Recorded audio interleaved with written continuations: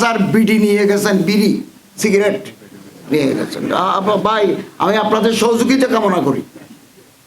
এই সমস্ত এজেন্সি, এই সমস্ত গ্রুপ লিডাররা যদি বাংলাদেশে গিয়ে সোরা কারবারি, বিড়ি, জর্দা, মাদক, সিলেকশন এগুলো নিয়ে যান, তো আমাদের ভাবমূর্তি একেবারে নষ্ট হয়ে যাচ্ছে। আর তো এটা সৌদি আইনে হবে, এটা সৌদি গভর্নমেন্ট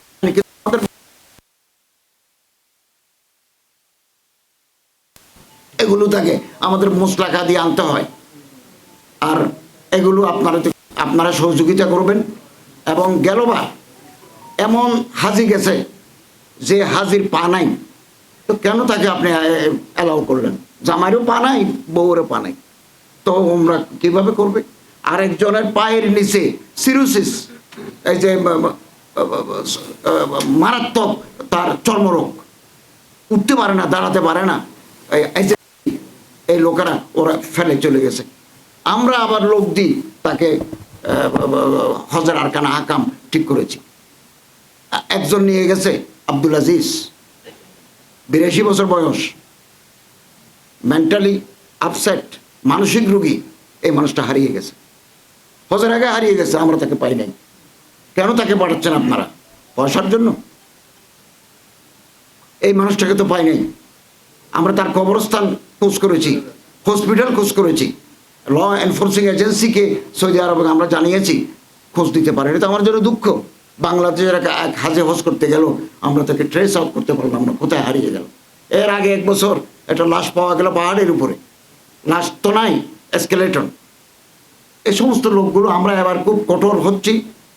সিভিল সার্জনের মাধ্যমে, হাবের সাথে পরামর্শক্রমে, ফিজিক্যাল ফিটনেস না থাকলে আমরা তাদেরকে নেব না। এগুলো এই ব্যাপারে আপনাদের সহযোগিতা। আপনারা খুব, হ্যাঁ, একটা সমস্যা আছে, একটা বাচ্চা হয়েছে, সৌদি আরবে হজ করতে গেছে, বাচ্চা হয়েছে। এটা আপনি কি করবেন? পেটের ভিতরে কি আছে?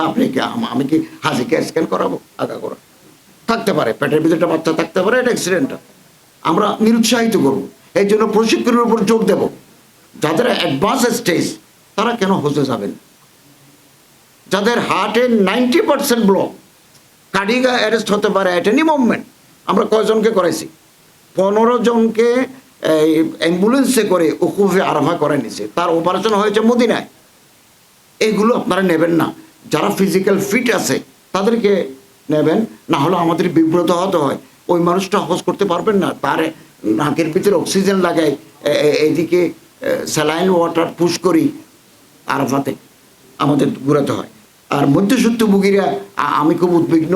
হাবের মজুমদার সাহেব আছেন, সরওয়ার সাহেব আছেন, আমরা আলোচনা করব মধ্যসূত্রভোগীদের এই অত্যাচার থেকে যাতে হজ ব্যবস্থাপনাকে মুক্ত রাখা যায়, আপনাদের সহযোগিতা কামনা করি। এবং আরো হয়েছে কি, এমন হাজি আছেন, মজুমদার সাহেবের মনে করেন এজেন্সির মাধ্যমে গেছে, উনি মজুমদার সাহেবকে কোনোদিন দেখেন নাই, মজুমদার সাহেবের এজেন্সির নামও জানেন না।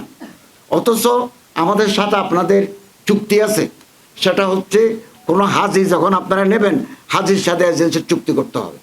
কোন মানের ঘরে রাখবেন, কোন মানের খাবার দিবেন, ট্রান্সপোর্টেশন কোথা থেকে কোথা, এগুলো চুক্তি করতে হয়। মধ্যসূত্রভোগীরা মাঝখানে থাকার কারণে তারা আবার মাঝখানে কিছু টাকা নিয়ে নেয়, ফলে এই চুক্তিটা করা সম্ভব হচ্ছে না। সব লোক চলে আসছে, সমস্ত হাজিরা। 15 জন হাজি অসুস্থ, হসপিটালে রয়ে আছে। বাংলাদেশ সরকারের দায়িত্ব, হাজি কিন্তু আপনার। আমরা তাদেরকে বাংলাদেশ বিমানকে অনুরোধ করে মেডিকেল বেড দিয়ে তাদের বাংলাদেশে পাঠিয়েছি। এজেন্সিরা কিন্তু বাংলাদেশে চলে আসছে। অতএব আসুন আমরা পারস্পরিক সহযোগিতা করি। আপনাদের সহযোগিতা পেলে, আন্তরিকতা পেলে আমরা 26 সালের হজ 25 সালের চাইতে আরো বেস্ট করতে পারব। এবং আপনাদের আন্তরিকতার জন্য ধন্যবাদ জানাই। আমি বারবার বলি, হাব পরিবার এবং আমার মন্ত্রণালয়ের ভিতরে কোনো বিরোধ নাই। আমরা পারস্পরিক সম্মান, মর্যাদা এবং ভ্রাতৃত্বের সাথে কাজ করে যাচ্ছে, আগামী দিনেও আমরা করে যাব। আমার মন্ত্রণালয়ের পক্ষ থেকে আমার সচিব মহোদয় আছেন, আমরা আছি, আমার ডক্টর মঞ্জুরুল ইসলাম সাহেব ওনারা আছেন, সার্বিক সহযোগিতা করে যাচ্ছেন।